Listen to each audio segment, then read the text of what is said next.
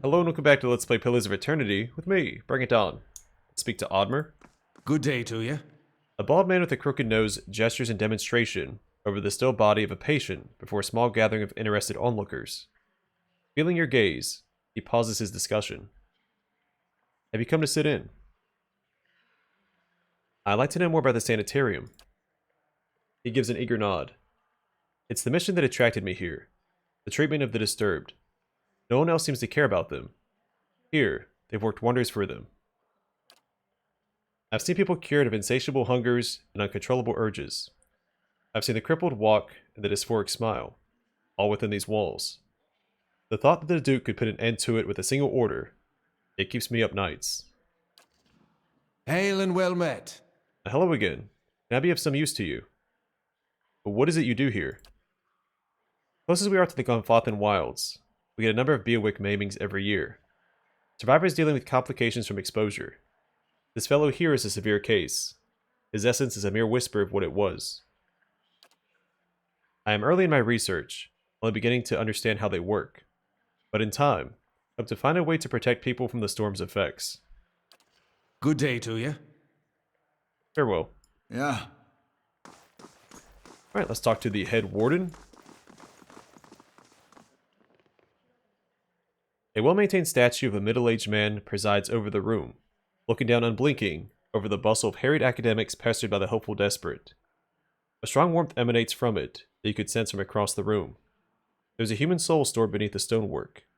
You feel its attention turned towards you. It has been some time since a watcher graced these halls. His voice echoes deeply, rumbling the floor beneath you. I am envious of your natural insights, traveler. I can only imagine how it might have helped my work in life. Now, what is it that has brought you to my sanitarium? Tell me about the sanitarium. A history lesson. This is a rare pleasure. Most come in here only concerned with cheating death in one way or another. We're an old institution as Deerwood goes. This is our 94th year. As with many cities, the growth of Defiance Bay brought with it a host of problems. One of the worst was that those born with, shall we say, ill-favored souls came to populate its streets in droves. Thus, the sanitarium. Brackenbury was a natural fit. It was growing, but there was also a lot of money here back then. This place owes its survival to the curiosities of the wealthy more than anything, I think. Our founding came at a time of great suspicion and animancy, much like today. So much progress has been lost to the mishaps of a few careless practitioners. But in time, it was forgotten as all things are. Since then, we have been at the forefront of animancy's resurgence.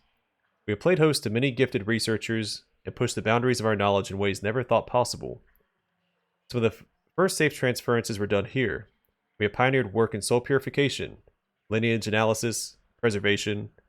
It's really quite a list, if you'll pardon my pride. Today well, I can't say it's exactly the same. There's been some push to shut us down. It comes from Deerwood's more excitable denizens, whose minds are more passionate than thoughtful, I'm afraid. People see this legacy, and they see it involves something they don't understand. So it's natural for them to suspect people whose understanding exceeds theirs.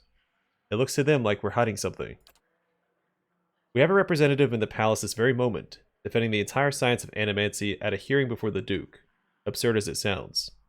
If it does not go well, it could be the end of animancy in Deerwood. I fear Ivar may be swayed by all this unrest, irrational though it may be. We shall see. I'm curious as to how you've come to be in your present state. In the statue, you mean? Well, he laughs. I was old. And it seemed wrong to me, a lifetime spent in pursuit of discovery, only to lose it all in death. Somewhere, someday, I'd wake up in a new body none the wiser, pursue a different course entirely, all that experience wasted. If we're ever to unearth the principles behind our existence, it'll be in spite of our condition. Of that I am quite sure. To live on as part of something I helped build seemed to be a better legacy than what nature had in store. The transfer itself was quite simple, as our techniques go, and for that I am grateful. Playing with souls is far easier to accept when they're not your own. I do miss being able to take an active role in the scholarly efforts here. Now and again, one of our animancers will humor me and consult over some problem, but they're a jealous breed and are too often afraid to collaborate. If you're considering it yourself, I tell you that it isn't for the easily bored. I am looking for an animancer named Modred. Modred, of course. You'll find him downstairs, in the first room on the right. Farewell. Huh?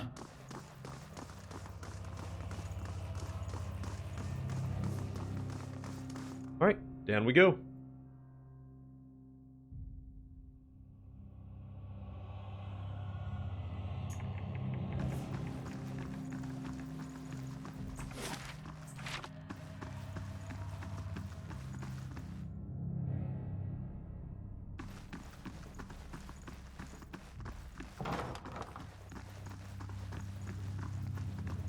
Siege.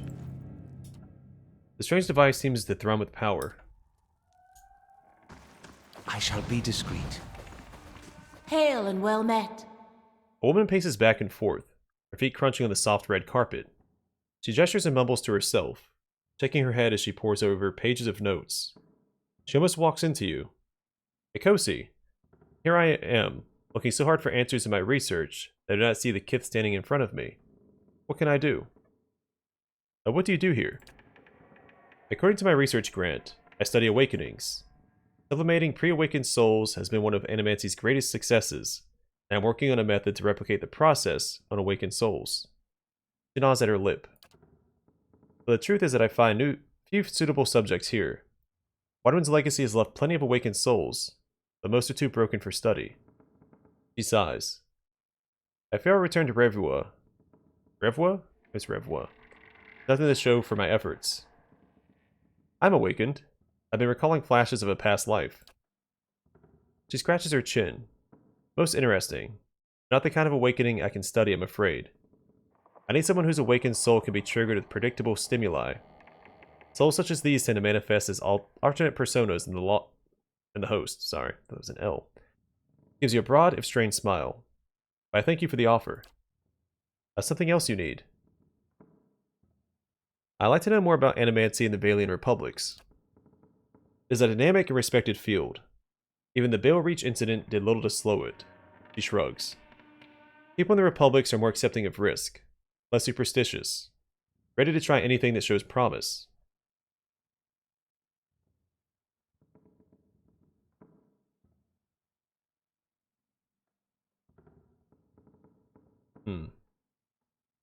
I don't know if I'm a fan. I'm not that well versed in it, so I should probably take the middle road. But Animancy also has the potential to do great harm. I'm not sure whether the benefits outweigh the dangers. This is true of any great technology. You cut a man open to remove sick flesh, there's a chance you kill him. Build a boat to explore new land. Perhaps it sinks with you aboard. But surely these things make us better off, even though they sometimes fail. And she has a solid point, but the repercussions for Animancy include turning people into flesh-hungry monsters, so... And we don't know how the... Well, I'm not super familiar with it, because I know that souls come back in another body. If you trap the soul in a different body, or in a statue, for instance, I mean, how does that affect the cycle?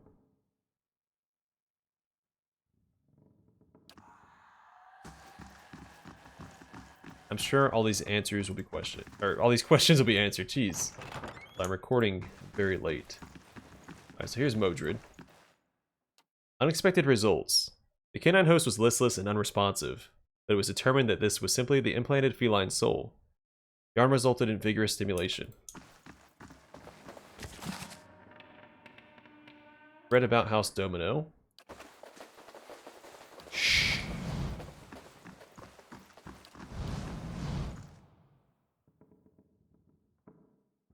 In a corner of Modred's lab rests a large, weathered trunk. It seems likely to contain something important, only by virtue of its size. Examine the trunk more closely.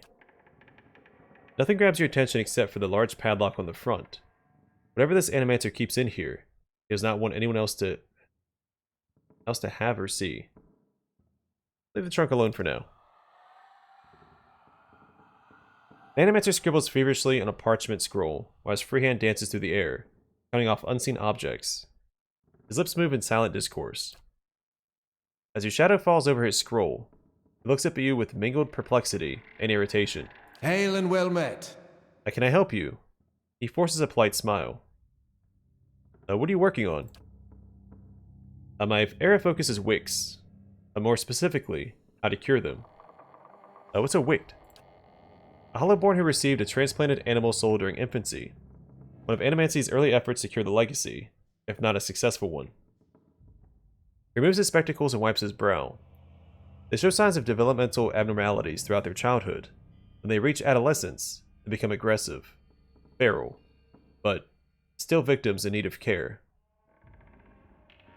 Transplanting animal souls into children seems like an odd solution. We, Animancers, are trying to do something about the crisis, better than letting it swallow a generation of children. He stares at a fixed point on the far wall. And despite the controversy, it only went so far because, at first, it seemed to work. People called it the salvation. Children that had never been responsive to any kind of stimuli suddenly seemed aware of their surroundings, of their families. He takes a slow breath. Complications don't begin until puberty. That's when the incompatibilities between body and soul take shape. Children become violent, ravenous. We paid dearly for our mistake, I promise you. Angry mobs hunted down Animancers and burned down their homes, with them still inside, often as not. People took to calling it the cruel salvation, and many still loathe us for it. We wanted to stop the legacy as much as anyone. The public begged for our help, and we did the best we could. I still don't know if that absolves us. Why do you study wicks? He huffs. What kind of question is that? Just think of all the families that could be healed, the lives that could be restored. What could be more important? His face is reddened, and turns away from you for a moment. He shakes his head. Animancy has an answer here. I know it. It's simply a matter of working it out. I see. Good. He looks eager to return to his work. Does the name Helig mean anything to you? Modred starts. Helig. He is, a colleague of mine. He was primarily a necromancer, but he's involved in animancy too. He worked at the sanitarium for several years. I dare say everyone here has heard of him. He clears his throat. Left his post recently. I believe he was seeking new opportunities in the Vailian Republics. He leans forward. The advances they're making in animancy really are quite remarkable. Surely you've heard. He coughs again. Perhaps you haven't. Do you know a woman named Rowena? Oh, whoops. Now if you excuse me, I'm already behind. He waves at the door. Please show yourself out. Without another word, he resumes his work. Greetings. Mojo looks up from his scroll. Yes? About Helig. I don't get to do the other option now. Modred smooths his robes. As I said, he no longer works here. I've heard it differently. He slides his spectacles down his nose. Just what are you insinuating? If this is your idea of a joke, I assure you, it's in very poor taste.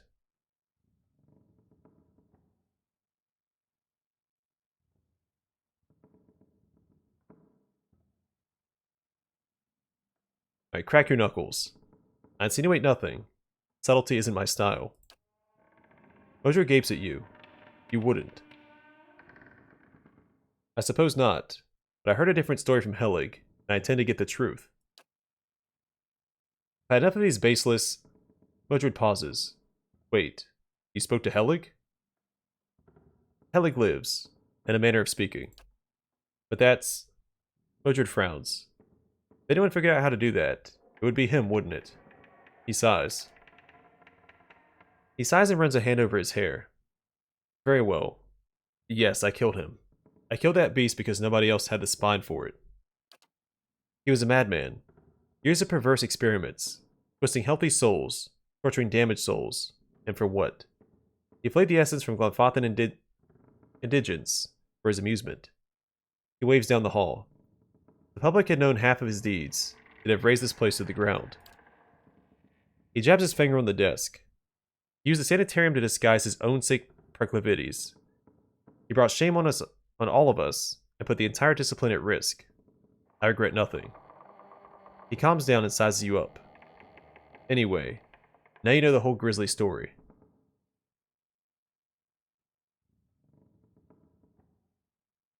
Helig said you stole a grimoire from him. Mordred's brow furrows. His grimoire? What's that madman been telling you?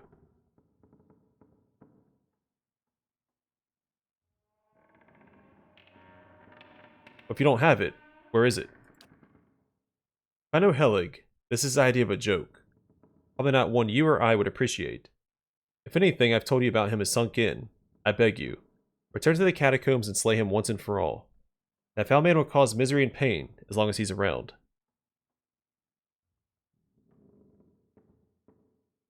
He has something I need. I don't know what he's promised you, but he's already lied to you about the grimoire. I don't have it. If what I've told you about that evil, deceitful man hasn't swayed you, I don't know what else to say. Turns back to his papers. Trust him at your own peril.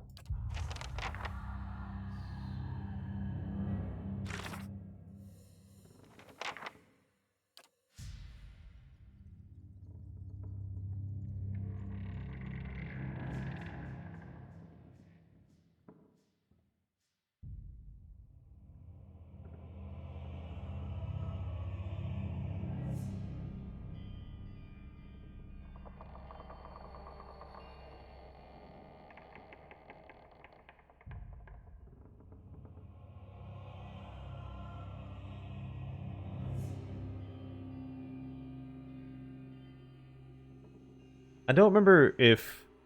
So Helig did promise he'd show me where Rowena is in exchange for this. Which is kind of a contract, but it's a contract within a contract. And if he lied to me just to drag out my other contract, how does this work? How do I want to handle this? So technically, I did have agreement with Helig. I'd come here, I'd get his research and grimoire, but his grimoire isn't here. That's considered a lie. I think that voids our contract. So I'm supposed to go back and deal with Helig. I think that's how I handle it. I was debating, I could just kill him. Or just open the chest.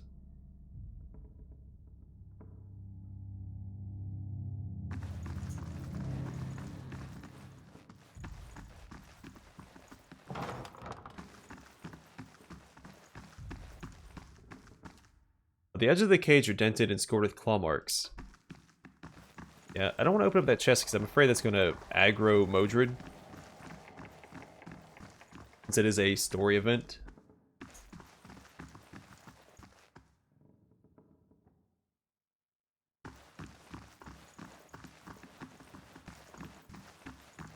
Let's take one more peek at the chest.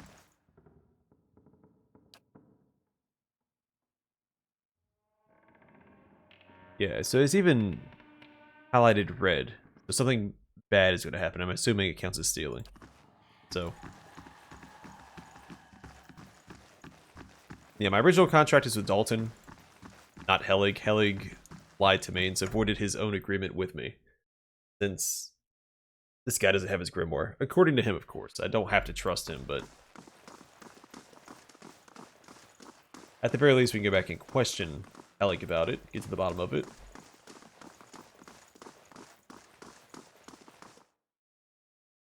The contract requires both parties be honest and trust each other. Also gives me a good reason to go back and kill someone who I assume is evil. I mean, he came across as evil when we first met, and Modred just verified that, so.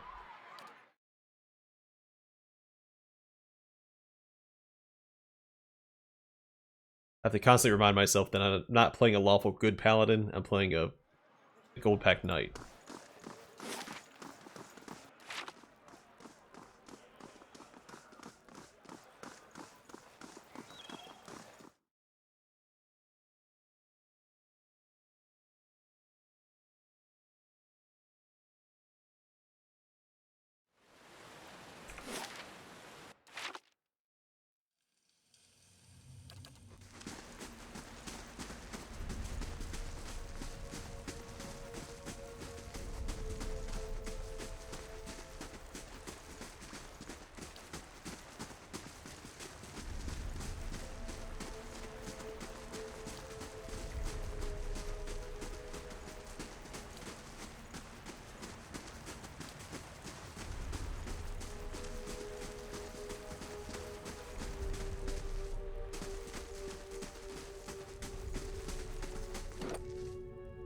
Might get a few level ups off of this quest as well. Huh? That'd be great.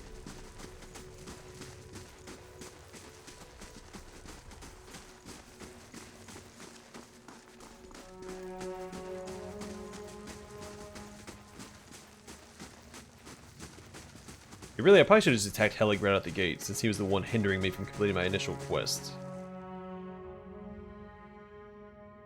Did mess up my roleplay a little bit there. I shouldn't have gone after Modred in the first place. Right. I get too close to him. You found my grimoire. I spoke to Modred. He doesn't have your grimoire. Helig lets out a bubbling hiss of frustration. Is that much fun in a joke? You have to explain it, is there? There's a few hairs out of his beard. You can't fulfill my need for vengeance. You have to serve another purpose. A dried and shriveled tongue darts over his cracked lips. I'm afraid a fierce hunger is awakened along with me.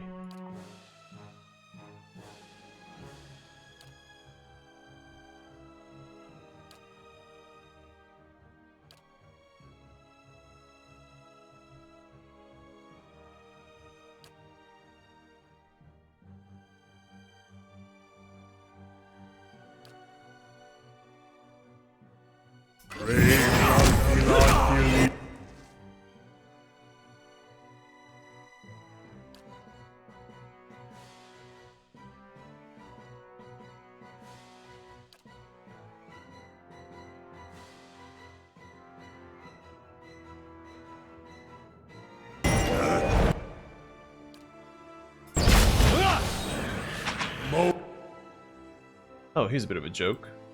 Okay.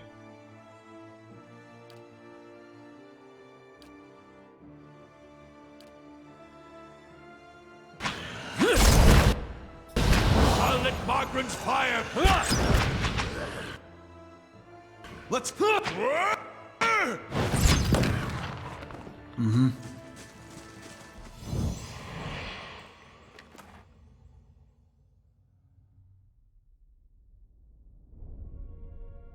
Sword Amulet. A +5 will. This brilliant bloodstone amulet has a strange aura about it. As you hold the gem, you think you hear a woman's voice. The soul prowls within the bloodstone like a caged Stelgare. It's filled with a fierce, restless energy. Who are you? You see an image in your mind of a woman in heavy leather armor, bearing twin daggers. Next to her is a man, young and handsome, who calls her Rowena. The vision shifts to a windswept plain next to a lake. 50 men and women in matching leathers lay dead, their bodies contorted and deformed by some sinister sorcery. Rowena falls among them, her body collapsing next to the young man you saw earlier. She's too weak to speak. The name Dalton appears in your mind. A lone figure strides across the battlefield, barely bothering to step over the corpses. His eyes are filled with an unnatural light and fixed on Rowena. He reaches out to her. The little life remaining in her body departs. When he takes the amulet from around her neck, you feel her anguished soul trapped within it.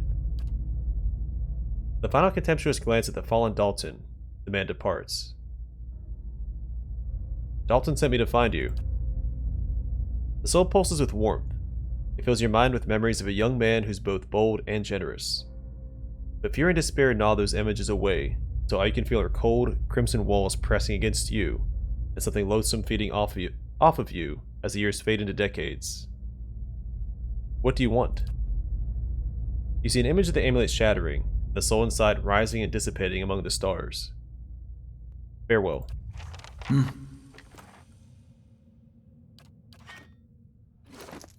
So we have yet another grimoire.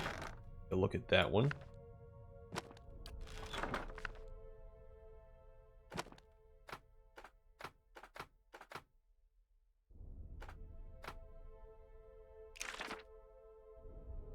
Alright, Ray of Fire is new. It creates a scorching ray of flame between the caster and the target, inflicting continual burn damage to the target and anyone caught in the ray. Probably never use it, but hey, you never know.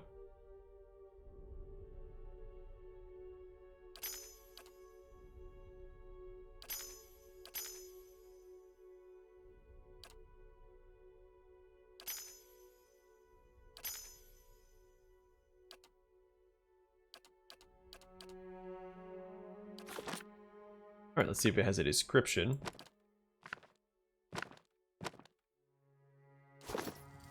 Yes? Alright, a tome containing all of the spells of the undead wizard Helig.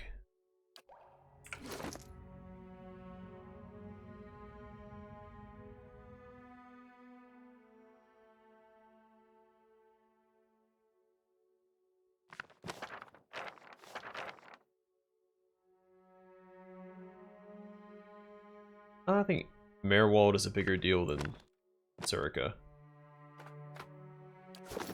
Yeah. In fact, let's go ahead and put those away. I don't plan on using traps. Yeah. Probably won't remember to use traps even if I wanted to. Alright, let's get back to Dalton, turn in this quest, and hopefully level up off of that.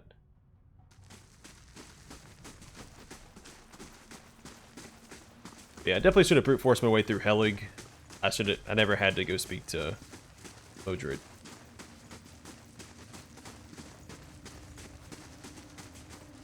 Because Helig had come between me and my How may I contract. help? That's no good. Yeah.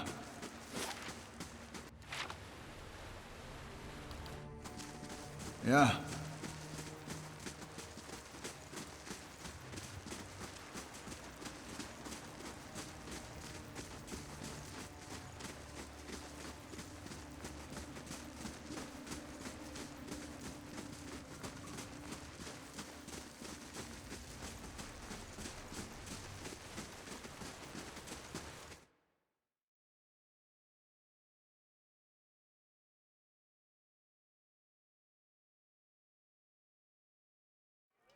Right.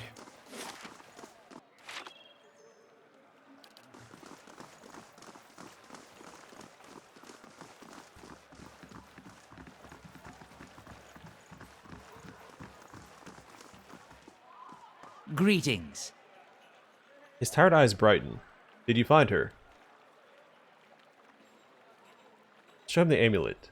Yes, but not as you expected. Gilman studies the amulet. For when I used to wear this. Where did you get it? Give him the amulet. From your old adversary Helig. He trapped her soul inside it. Dalton cradles the amulet in both hands, gazing into it with wonder and bewilderment. She's here, back with me at last. He holds it to his cheek, as if hoping to hear her voice or feel her caress. Perhaps her presence, even like this, will bring me peace.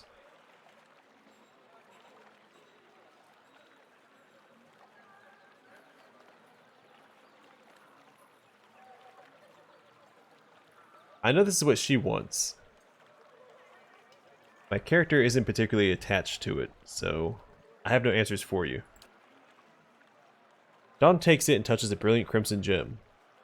Whatever time I have left, this will be enough.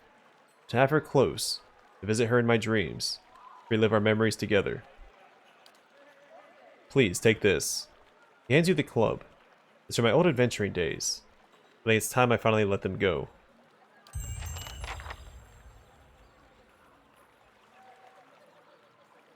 Thank you.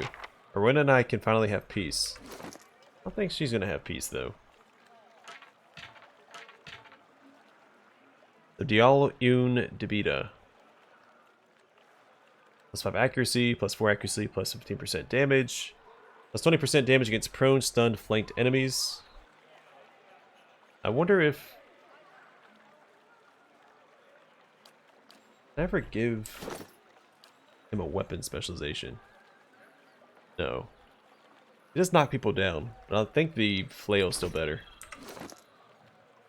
What upgrades can we get?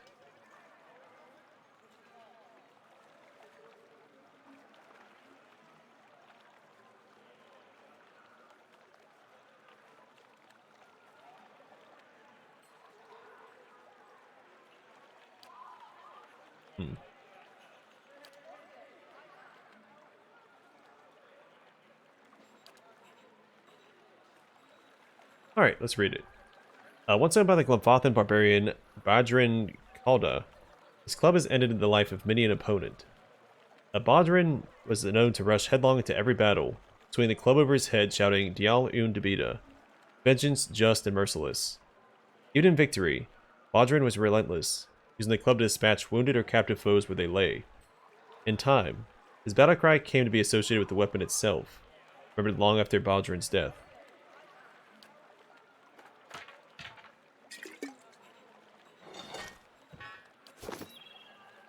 Alright, we'll keep that in mind. We're done here. I think it's time to go to... Did we really not level up off that? Oh, come on. 25 experience. Alright,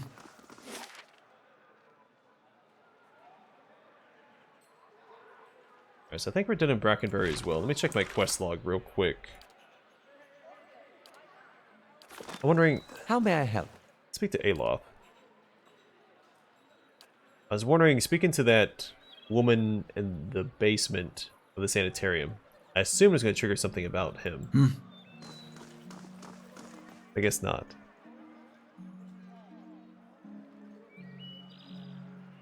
But did I get the passive from the shield? Is it only for allies? Let me check that. Well, I guess it gets the benefits of the shield. Having it equipped, right? He just gets the deflection. He doesn't get the +5 to all defenses. No, he does. But I guess because it's not the aura, technically, it doesn't show in his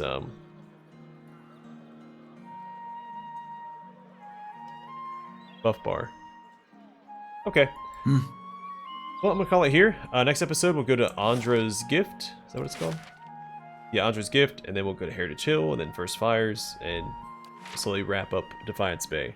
But for now, I'm gonna call it here. Thanks for watching. See you guys in the next one.